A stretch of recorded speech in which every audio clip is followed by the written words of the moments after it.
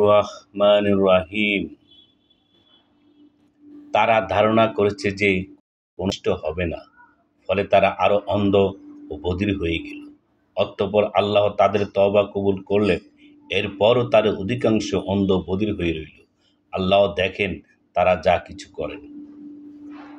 তারা কাফের, যারা বলে যে মরিয়ম তনয় মহিষই আল্লাহ, অথচ মহিষ বলেন, হে বনী ইসরাইল, তোমরা আল্লাহর ইবাদত করো, তিনি আমার পালনকর্তা এবং তোমাদেরও পালনকর্তা। নিশ্চয়ই যে ব্যক্তি আল্লাহর সাথে অংশীদার স্থির করে, আল্লাহ তার জন্য জান্নাত হারাম করে দেন এবং তার বাসস্থান হয় জাহান্নাম। অত্যাচারীদের কোনো সাহায্যকারী নেই। নিশ্চয়ই তারা কাফির, যারা বলে আল্লাহ তিনের এক, অথচ এক উপাস্য ছাড়া কোনো উপাস্য নেই, যদি তারা স্বীয় উক্তি থেকে নিবৃত্ত না হয়। তবে তাদের মধ্যে যারা কুফরে অটল থাকবে, তাদের উপর যন্ত্রণাদায়ক শাস্তি পতিত হবে। তারা আল্লাহর কাছে তওবা করে না কেন এবং ক্ষমা প্রার্থনা করে না কেন?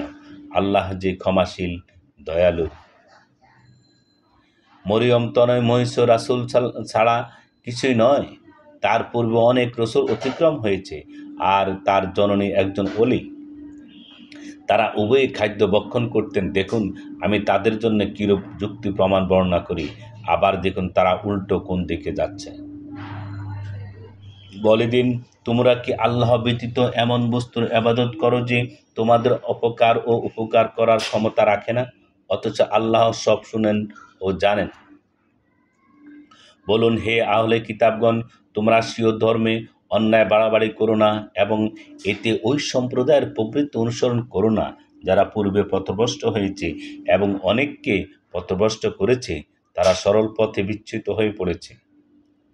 বনী ইসরাইলের মধ্যে যারা কাফের, তাদেরকে দাউদ ও মরিয়ম তনয় ঈসার মুখে অভিসম্পাত করা হয়েছে। এটা এই কারণে যে তারা অবাধ্যতার করুণ এবং সীমা লঙ্ঘন করত। এটা এই কারণে যে তারা অবাধ্যতা করত এবং সীমা লঙ্ঘন করত। তারা পরস্পরকে মন্দ কাজে নিষেধ করত না যা তারা করত। তারা যা করত তা অবশ্যই মন্দ ছিল। আপনি তাদের অনেককে দেখবেন কাফেরদের সাথে বন্ধুত্ব করে। তারা নিজেদের জন্য যা পাঠিয়েছে তা অবশ্যই মন্দ। তা এই যে তাদের প্রতি আল্লাহ ক্রোধান্বিত হয়েছেন এবং তারা চিরকাল আযাবে থাকবেন। যদি তারা আল্লাহর প্রতি ও রসুলের প্রতি অবতীর্ণ বিষয়ের প্রতি বিশ্বাস স্থাপন করত, তবে কাফেরদেরকে বন্ধুরূপে গ্রহণ করত না, কিন্তু তাদের মধ্যে অনেকেই দুরাচার। যদি তারা আল্লাহর প্রতি ও রসুলের প্রতি অবতীর্ণ বিষয়ের প্রতি বিশ্বাস স্থাপন করত, তবে কাফেরদেরকে বন্ধুরূপে গ্রহণ করত না, কিন্তু তাদের মধ্যে অনেকেই দুরাচার। আপনি সব মানুষের চাইতে মুসলমানদের অধিক শত্রু ইহুদি ও মুশরিকদের পাবেন, এবং আপনি সবার চাইতে মুসলমানদের সাথে বন্ধুত্ব অধিক নিকটবর্তী পাবেন যারা নিজেদেরকে খ্রিস্টান বলে। এর কারণ এই যে খ্রিস্টানদের মধ্যে আলেম রয়েছে, দরবেশ রয়েছে এবং তারা অহংকার করে না। আর তারা রাসূলের প্রতি যা অবতীর্ণ হয়েছে তা যখন শুনে, তখন আপনি তাদের চোখে অশ্রু সজল দেখতে পাবেন। এই কারণে যে তারা সত্যকে চিনে নিয়েছে। তারা বলে, হে আমাদের প্রতিপালক, আমরা মুসলমান হয়ে গেলাম, অতএব আমাদেরকেও মান্যকারীদের তালিকাভুক্ত করে নিন।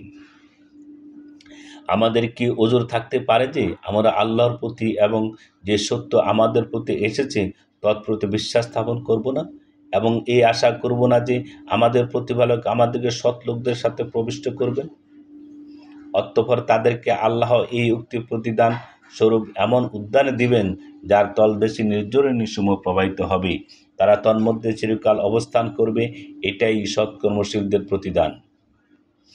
যারা কাফের হয়েছে এবং আমার নির্দেশনাবলীকে মিথ্যা বলেছে, তারাই দোজখী।